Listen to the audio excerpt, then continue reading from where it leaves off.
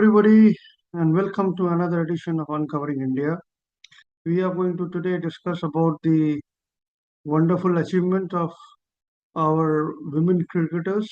The country is still rejoicing the beautiful victory of Indian women cricketers in the ICC Women's World Cup 2025, and it is just not a mere victory of sports persons, a group of sports persons, but rather I would look at it as the women folk as such, especially those who want to charter an independent life, want to go out of the norm and make a life for themselves, especially in the field of sports, that to outdoor sports. We know very well how misogynistic is our society when it comes to attitude towards women, especially independent minded women, where we don't want our women to go out. We caucus knock at women earning more than men, making their mark in the field of their choice. Even when they do go out, grudgingly, they are allowed to go out and work, find their career, find footing in their own career. We see how many social barriers that they face in their workplace, be it harassment at workplace, be it the mountain of responsibilities that they have to bear in mind while discharging their domestic duties. They have to manage their career, balance out their career, etc.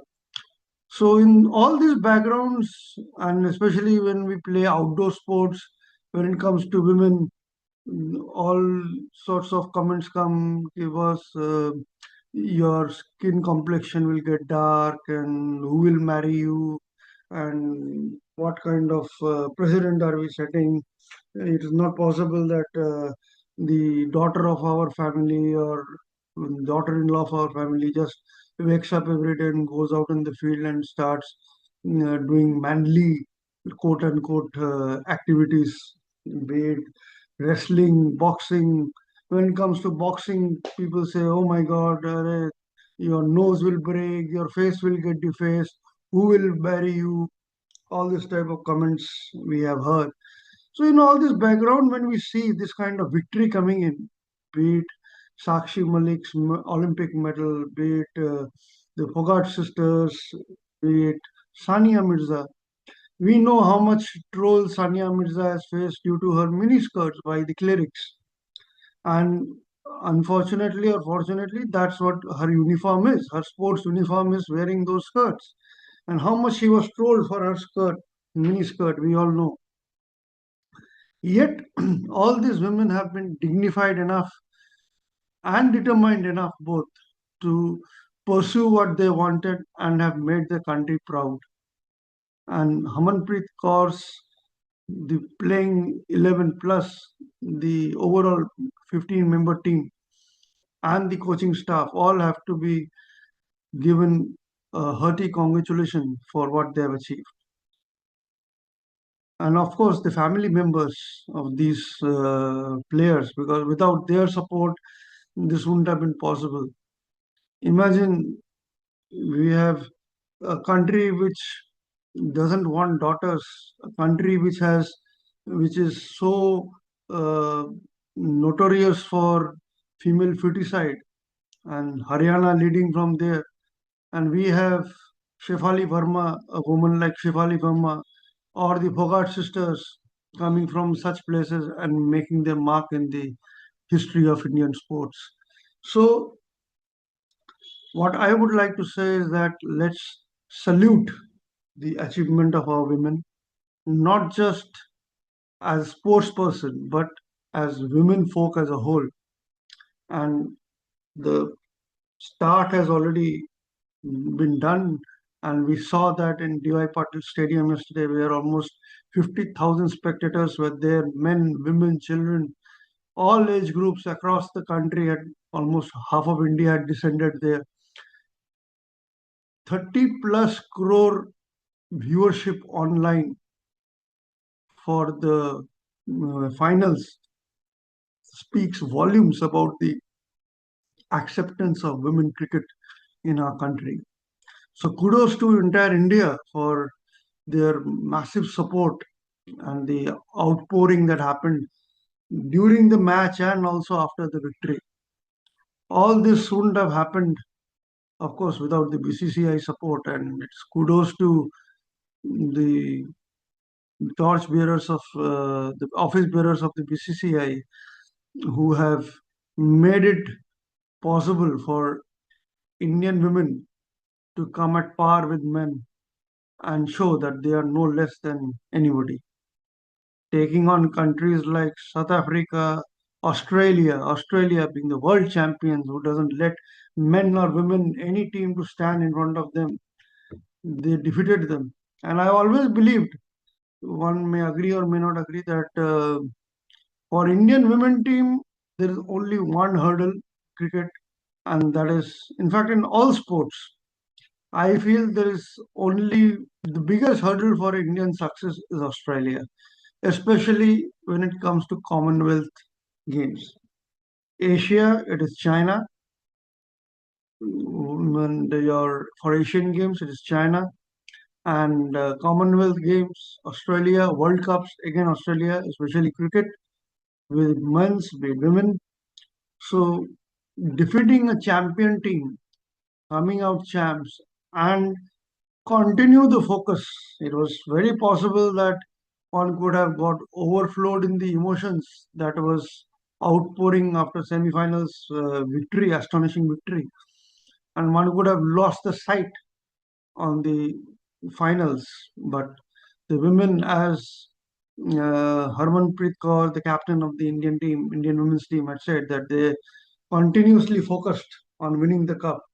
Just like Arjuna had told Dronacharya that he is focusing only on the bird's eye. He can see only the bird's eye. That's what the concentration was, and that's how one gets the success. I only hope and pray that the success doesn't stop here. Rather, just like what 1983 victory did to Indian cricket, men's cricket, I'm sure the start that happened with 2017 and got a new high in 2025 will surely bring in more talent, make more parents to send their uh, young girls to the cricket academies, and we will have better coaches, better facilities. And talking about coaches, let's take a let's take a time out for applauding Amol Muzumdar, the head coach of Indian women's cricket team, who was on the sidelines forever in his career, despite playing in the domestic circuit for 20 years and 11,100 plus runs. Yet he could never make a cut in the Indian seniors playing 11. And today he is known as the first head coach of Indian women's cricket team under whom our girls won the ICC World Cup trophy. But there's one request to my countrymen.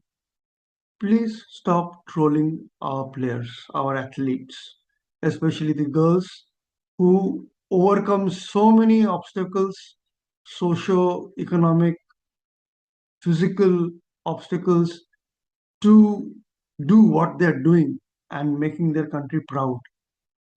I've been seeing news videos about people trolling about Jemima Rodriguez's religion, abusing Jesus. Come on, let's grow up. Imagine we are talking about Jesus, and here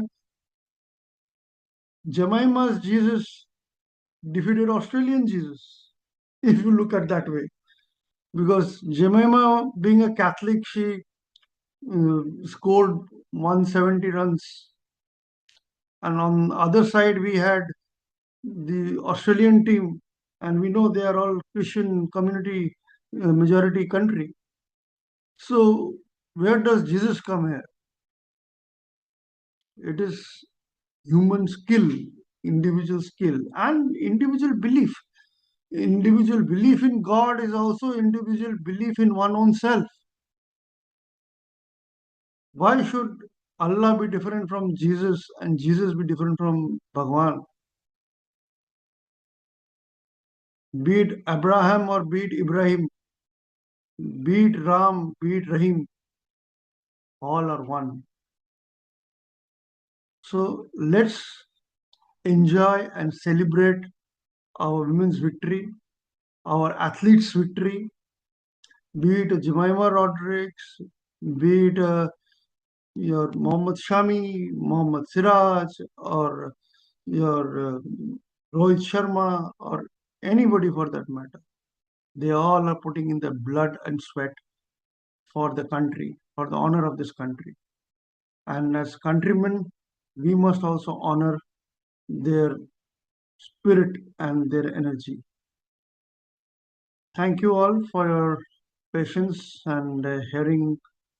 We have all seen all sorts of cricket analysis, match analysis. I decided not to get into the match analysis per se, but speak more on the human part, because we are all humans and we have our own share of struggles which we don't see in front.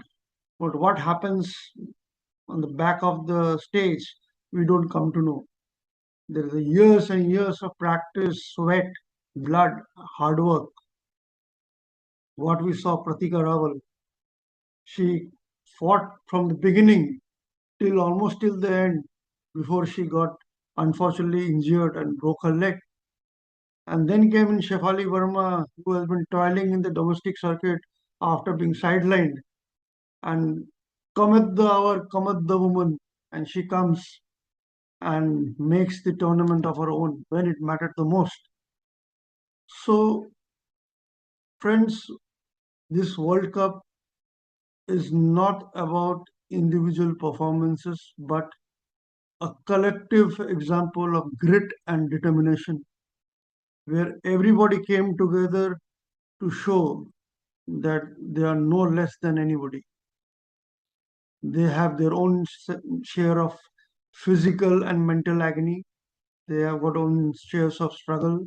They have their own share of various obstacles that they have faced and have overcome, and they will continue to face. And I'm sure the biggest obstacle is the obstacle of expectations. Now that they have won the World Cup, there will be expectations from the people to win every tournament and every match that they play, which I can tell you is physically impossible. But if you see that way, nothing is impossible. Our men's team went almost undefeated in the 2023 ODI ICC Men's World Cup until they met their nemesis in Australia in the finals. But then they corrected themselves and went undefeated, became undefeated champions in the T20 World Cup, followed by the Champions Trophy in the Asia Cup, and now we have set an example for our women also to go undefeated in the following games as they have tasted success. But every victory comes at a cost, comes after a lot of sacrifices, hard work, and that's what we need to appreciate. And I know for sure that the country of 1.5 billion people, they bleed blue and they only know one religion, and that is India. Thank you, friends. Again, we'll meet you for another round of discussion.